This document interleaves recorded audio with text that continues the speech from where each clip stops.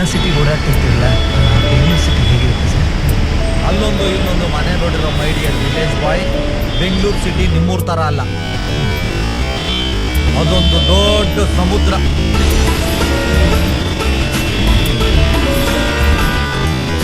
ನಿಮ್ಮೂರಲ್ಲಿ 20 ರೂಪಾಯಿ ಉಳ್ಸಕ್ಕೋಸ್ಕರ 20 ನಿಮಿಷ ನಡೀತಾರೆ, ಅಲ್ಲಿ 20 ನಿಮಿಷ ಉಳ್ಸಕ್ಕೋಸ್ಕರ 20 ರೂಪಾಯಿ ಖರ್ಚು ಮಾಡ್ತಾರೆ. ಎಲ್ಲರೂ ಬ್ಯುಸಿಯಾಗಿ ಓಡಾಡ್ತಿರ್ತಾರೆ, ಆದ್ರೆ ಯಾರು ಟೈಮ್ ಸರಿಯಾಗಿ ಬರಲ್ಲ.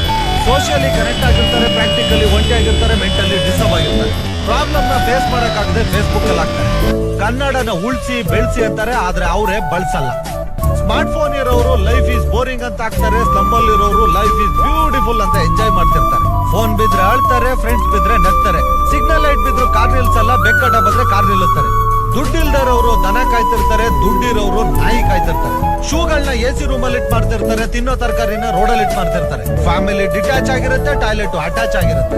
ಬಡವರು ದುಡ್ಡಿಲ್ದೆ ತರಕಾರಿನ ಬೇಯಿಸ್ಕೊಂಡು ತಿಂತಾರೆ, ಶ್ರೀಮಂತರು ಅದೇ ತರಕಾರಿನ ಹೋಗಿ 5 ಸ್ಟಾರ್ ಹೋಟ್ಲ್ ಅಲ್ಲಿ ತಿಂತಾರೆ. ಕರುಣೆ ಇಲ್ದೇ ಇರೋರಿಗೆ ಕೋಟಿ ಆಸ್ತಿ, ಆಸ್ತಿನೇ ಇಲ್ದೇ ಇರೋರಿಗೆ ಕರುಣೆ ಜಾಸ್ತಿ. ದುಡ್ಡು ಸಂಪಾದನೆ ಮಾಡಕ್ಕೋಸ್ಕರ ಆರೋಗ್ಯ ನಾಳ್ ಮಾಡ್ಕೋತಾರೆ, ಮತ್ತೆ ಆರೋಗ್ಯ ಸಂಪಾದನೆ ಮಾಡಕ್ಕೋಸ್ಕರ ದುಡ್ಡು ನಾಳ್ ಮಾಡ್ಕೋತಾರೆ. ಫೈನಲ್ ಆಗಿ ಹೇಳ್ಬೇಕು ಅಂದ್ರೆ ಅಲ್ಲಿ ಊಟ ಸಿಗದೆ ಒದ್ದಾಡೋರ್ಗಿಂತ ಪ್ರೀತಿ ಸಿಗದೆ ಪರದಾಡೋರೇ ಜಾಸ್ತಿ. This is Bengaluru. ಅಬ್ಬಬ್ಬಬ್ಬಬ್ಬಬ್ಬಬ್ಬ, ಎಂತ ದೊಡ್ಡೂರಪ್ಪ ಇದು.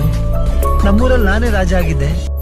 ರೈತನೊಬ್ಬನ ತೋಟದಲ್ಲಿದ್ದ ಸೇಬು ಮರದಲ್ಲಿ ಒಂದೇ ಒಂದು ಹಣ್ಣು ಬೆಳೆಯಿತು.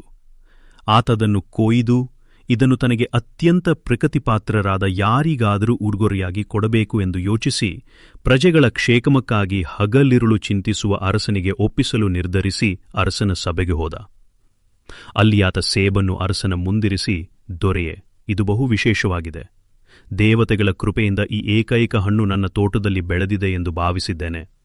ಅಮೂಲ್ಯವಾದ ಹಣ್ಣನ್ನು ನನಗೆ ಪ್ರಕೃತಿಪಾತ್ರರಾದವರಿಗಷ್ಟೇ ಕೊಡಬೇಕು ಎಂದು ನಿರ್ಧರಿಸಿ ತಮಗೆ ಇದನ್ನು ಉಡುಗೊರೆಯಾಗಿ ನೀಡಬೇಕೆಂದು ತಂದಿದ್ದೇನೆ, ಸ್ವೇಕರಿಸಿ ಎಂದು ನಿವೇದಿಸಿದ.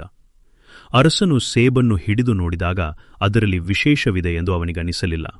ಆದರೆ ಮುಗ್ಧ ರೈತನ ಪ್ರಕೃತಿಯನ್ನು ಶಂಕಿಸಬಾರದು ಎಂಬ ಕಾರಣಕ್ಕೆ ಸಂತೋಷ ವ್ಯಕ್ತಪಡಿಸಿ, ನಿಜವಾಗಿಯೂ ಅತ್ಯಮೂಲ್ಯ ಕೊಡುಗೆಯನ್ನೇ ತಂದಿರುವೆ, ಇದಕ್ಕಾಗಿ ನನ್ನಿಂದ ನಿನಗೆ ಏನು ಪ್ರತಿಫಲ ಬೇಕು ಕೇಳು ಎಂದು ಹೇಳಿದ.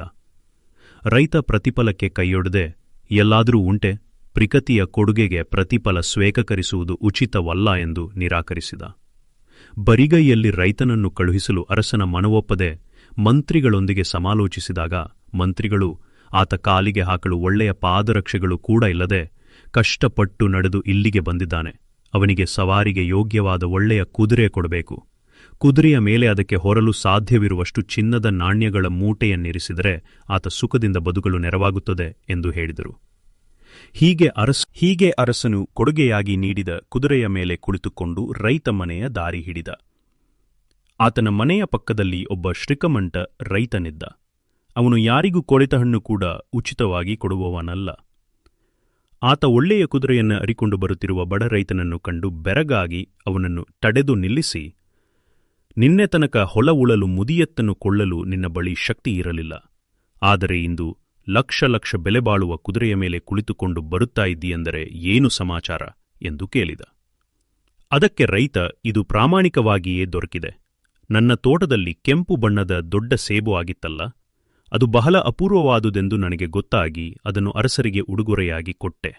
ಅವರು ನನಗೆ ಈ ಕುದುರೆ ಕೊಟ್ಟರು ಮತ್ತು ಬಂಗಾರದ ನಾಣ್ಯಗಳ ಮೂಟೆಯನ್ನು ಹೊರಿಸಿ ಕಳುಹಿಸಿದರು ಎಂದ.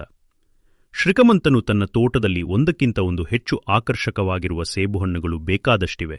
ಒಂದು ಹಣ್ಣಿಗೆ ಒಂದು ಕುದುರೆ, ಒಂದು ಮೂಟೆ ಚಿನ್ನ ಸಿಗುವುದಾದರೆ ತನ್ನ ಮನೆಯನ್ನು ಅದರಿಂದಲೇ ತುಂಬಿಸಬಹುದು ಎಂದು ಲೆಕ್ಕ ಹಾಕಿದ ಅವನು ಚಂದಚಂದದ ಸೇಬುಹಣ್ಣುಗಳನ್ನು ಕೊಯ್ಯಿಸಿ ಗಾಡಿ ತುಂಬ ಹೇರಿಕೊಂಡು ಅರಸನ ಸನ್ನಿಧಿಗೆ ಹೋಗಿ, ನಾನು ಬಡ ರೈತ, ನನ್ನ ತೋಟದಲ್ಲಿ ಅತ್ಯಮೂಲ್ಯವಾದ ಸೇಬುಹಣ್ಣುಗಳು ರಾಶಿರಾಶಿಯಾಗಿ ಬೆಳೆದಿವೆ, ಇದು ಯೋಗ್ಯರಾದವರ ಬಳಿಗೆ ಸೇರಬೇಕು ಎಂಬ ಆಶಯದಿಂದ ಎಲ್ಲವನ್ನೂ ಕೊಯ್ಯಿಸಿ ತಮಗೆ ಸಮರ್ಪಿಸಲು ತಂದಿದ್ದೇನೆ ಎಂದ.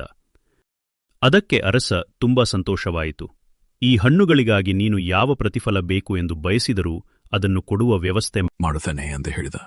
ಅದಕ್ಕೆ ರೈತ, ನಾನಿದನ್ನು ತಂದಿದ್ದು ಪ್ರತಿಫಲದ ಬಯಕೆಯಿಂದ ಅಲ್ಲವೇ ಅಲ್ಲ, ನನಗೇನು ಬೇಡ ಎಂದು ಹೇಳಿದಾಗ ಅರಸ, ಪ್ರಜೆಗಳಿಂದ ನಾನು ಯಾವ ವಸ್ತುವನ್ನೂ ಉಚಿತವಾಗಿ ಸ್ವೀಕರಿಸುವುದಿಲ್ಲ, ಅದಕ್ಕೆ ಪ್ರತಿಫಲ ಕೊಡಲೇಬೇಕಾಗುತ್ತದೆ, ಏನು ಬೇಕಿದ್ದರೂ ಕೇಳು, ಕೊಡುತ್ತೇನೆ ಎಂದ.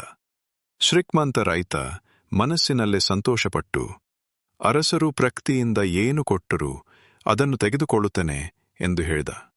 ಗಾಡಿ ತುಂಬ ಹಣ್ಣು ತಂದಿರುವ ಇವನು ಬಡವನಲ್ಲ ಎಂದು ನಿರ್ಧರಿಸಿ ಅರಸ ಆತ ಬೆರಳುಗಳಲ್ಲಿ ಉಂಗುರಗಳನ್ನ ಧರಿಸಿರುವ ಗುರುತನ್ನು ಕಂಡು ಆತ ದುಡಿಯುವವನೂ ಅಲ್ಲ ಅನಿಸಿತು. ಆತ ಬಡರೈತ ತಂದುಕೊಟ್ಟಿದ್ದ ಸೇಬು ಹಣ್ಣನ್ನ ಒಳಗಿನಿಂದ ತರಿಸಿ ಶ್ರೀಮಂತ ರೈತನ ಕೈಯಲ್ಲಿಟ್ಟು, ಇದು ನನಗೆ ತುಂಬ ಪ್ರಿಕತಿಯ ಹಣ್ಣು, ಬಡ ರೈತನೊಬ್ಬನ ಶ್ರಮದ ಫಲ. ಇದರ ಬೆಲೆ ಕಟ್ಟಲಾಗದು, ಇದನ್ನು ತೆಗೆದುಕೊಂಡು ಹೋಗು ಎಂದು ಹೇಳಿದಾಗ ಶ್ರೀಮಂತ ರೈತ ಪೆಚ್ಚು ಮೋರೆ ಹಾಕಿಕೊಂಡು ಮನೆಗೆ ಬಂದ.